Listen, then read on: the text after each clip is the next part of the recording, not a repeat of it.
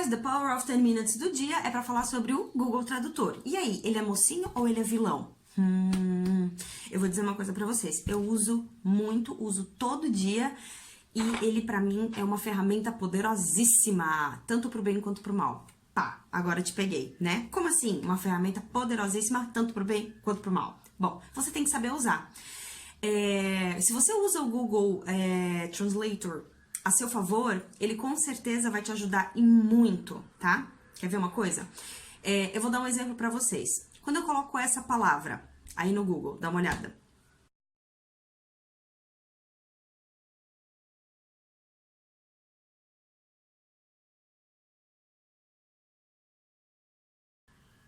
Viram só? Muito bem.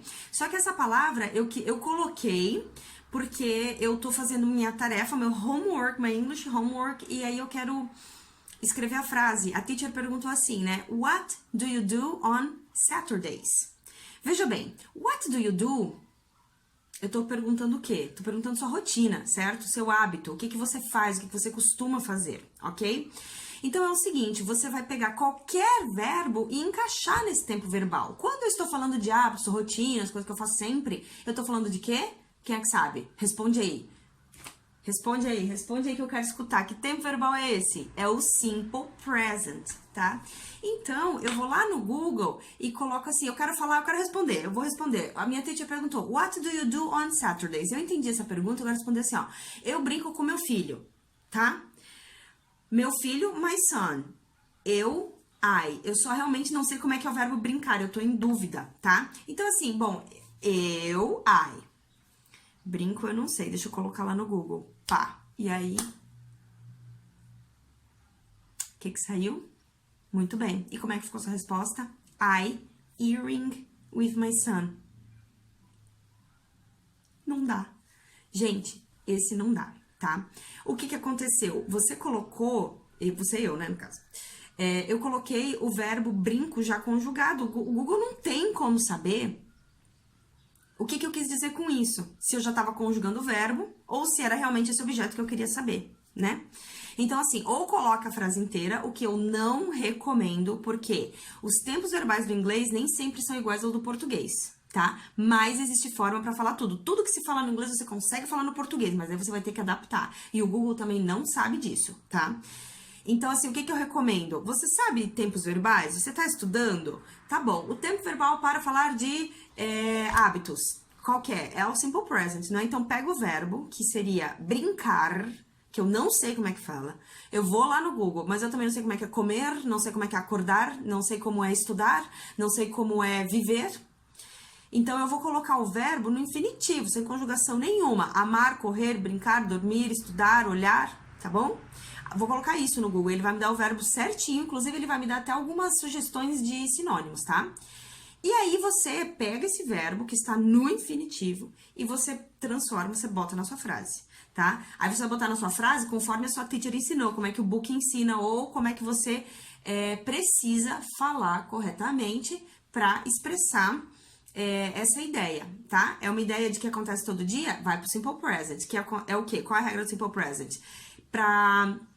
Só muda pra terceira pessoa, numa frase positiva. Só pra terceira pessoa. Então, como é que fica a minha frase? Eu brinco com meu filho. I play with my son. Certo? E se fosse terceira pessoa? Eu vou falar, então, de uma terceira pessoa, he, she ou it, que tá fazendo isso também todo sábado. She plays with her son, tá? Então, eu tenho que me atentar às regras, tá bom? Muitas vezes a gente digita no Google e pá, tem a sorte de dar certo. Muitas vezes não. Quer ver outro exemplo? Olha aí.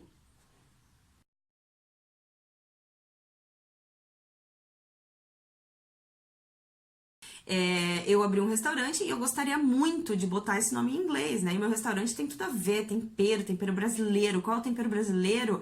É o cheiro verde. E aí ficou como? Esse vai ser o nome do meu restaurante. Mas o que acontece? Existe uma coisa no inglês chamada ordem de palavras, ordem de adjetivos numa palavra, tá? Então, assim, quando você quer classificar algo ou alguém, às vezes você precisa dar características, né? Por exemplo, a sua teacher. Eu sou o quê? Ginger. Eu vou falar que meu cabelo é ginger, tá? Que é uma forma de falar que é ruivo. E vou falar que eu sou brasileira, tá bom? Então, assim, como é que eu falo? Teacher Brazilian ginger?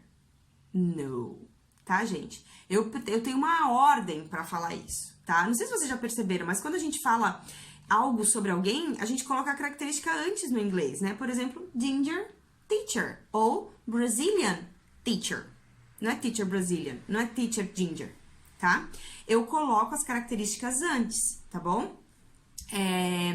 Ou eu coloco o verbo to be para dar essa característica também. My teacher is ginger. Ou my teacher is Brazilian, tá? Mas aí vai ter que ter o verbo to be. No caso desse nome desse restaurante, tá? Não, não dá. Em primeiro lugar, por quê? Porque cheiro verde tem um nome no inglês para isso, tá? Pode ser que eles não chamem de cheiro verde mesmo, porque é uma coisa brasileira chamar de cheiro verde, assim como brigadeiro, assim como pão de queijo é uma coisa brasileira. Não tem nome lá fora para isso. Tem, sei lá, adaptações, né? Então, assim, o cheiro verde, como é que ele ficaria? Gente, não sei, tem que falar o parsley, né? Ou, enfim, o tempero que for, tá? Isso é o cheiro verde. Agora, green smell, você tá falando que tem um cheiro que tá verde. Tipo, tá com a cor verde. Um cheiro de cor verde, isso não existe, tá? Pra gente que é brasileiro fez todo sentido, mas é como se fosse um Google Tradutor. Tipo, se vem um americano ler isso, ver isso, vai dar risada, porque isso não existe, tá? Vai ser tipo, what? Vai ser tipo, I earring with my son, tá? Deu pra entender, então? Pesquisem sobre isso. Quando vocês forem escrever um texto, falar uma frase, falar alguma coisa, lembrem-se de ver como que fala isso no inglês. Porque não dá pra fazer tradução literal, que a palavra no inglês vai ficar toda errada e a pessoa vai tipo, what?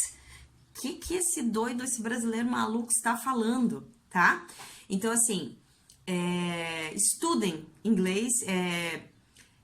Antes de usar o Google Tradutor, tenham certeza do que vocês estão falando.